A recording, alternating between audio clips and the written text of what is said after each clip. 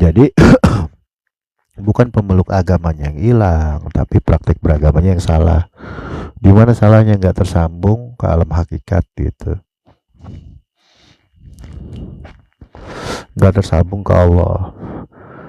Itulah salah satu rahasia kenapa Nabi Isa yang diturunkan bersama Imam Mahdi, bukan Nabi Muhammad, bukan Nabi Ibrahim, bukan Nabi Musa. Kan menghadapi gejolak akhir zaman kan, wah Dajjal, Yajuj Majuj,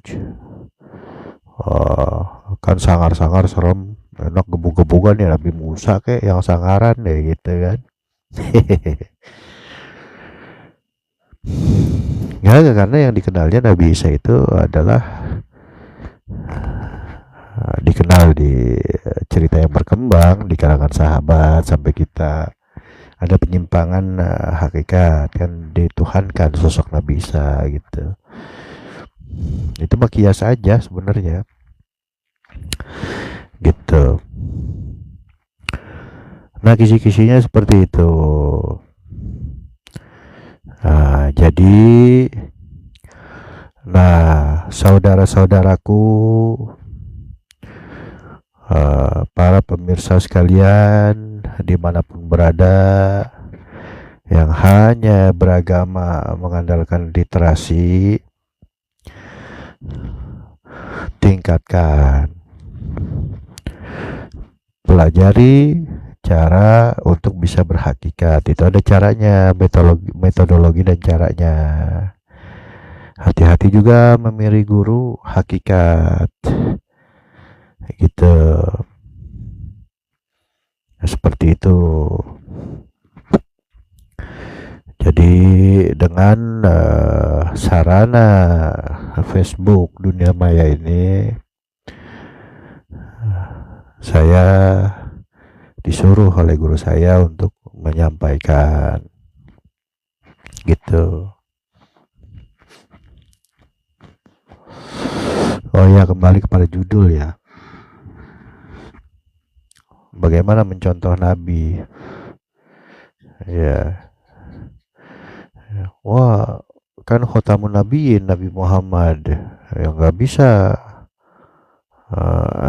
nyontoh.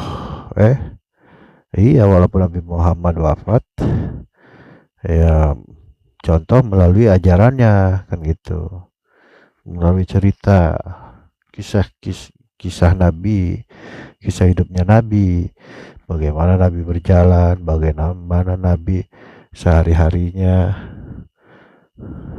Nabi bersosial dan lain-lain. Kan ke situ tadi pembahasannya tuh.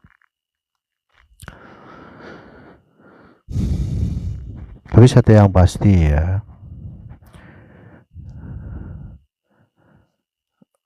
apakah Nabi Muhammad mencontoh Nabi sebelumnya, misalkan Nabi Isa?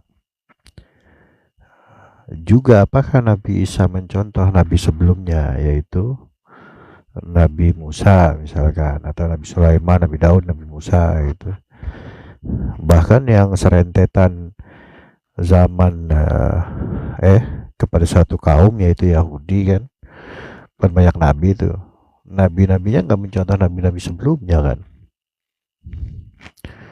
Jadi maksudnya gimana, namanya udah tersambung dengan langit, udah update di zamannya masing-masing. Jadi yang disebut mencontoh nabi itu mencontoh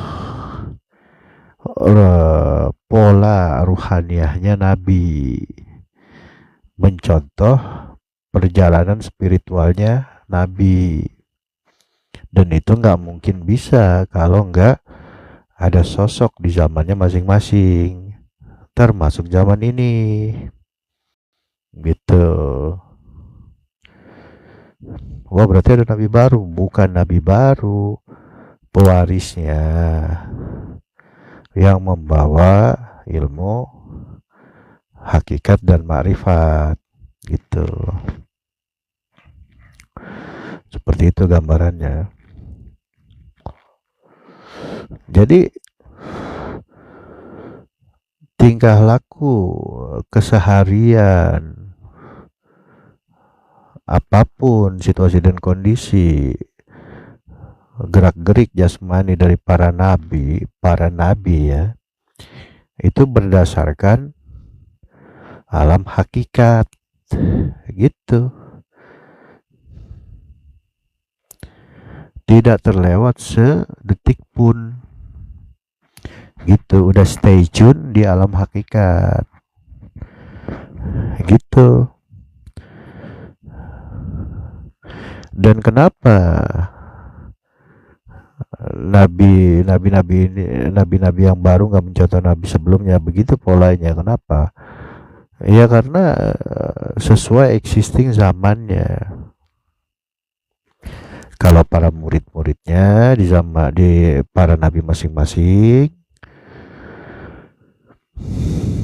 itu kan belajarnya bukan belajar baharu ke baharu, makanya di situ timbul sunnah gitu, agar supaya mudah nyetrum ke kodimnya, apa yang disukai nabi kita sukai, apa yang dibenci nabi kita benci gitu.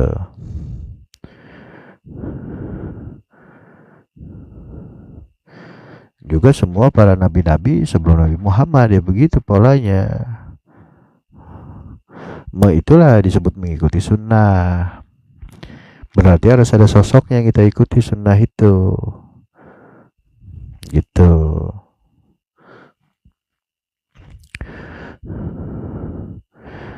Nah, jebakan daripada literasi itu mengatakan bahwa Nabi Muhammad adalah Sayyidul Mursalin, ketuanya lah gitu, sayyidnya, tuannya para nabi atau para rasul gitu. Sayyidul Mursalin, tuannya para rasul. Jebakannya bagaimana tuh?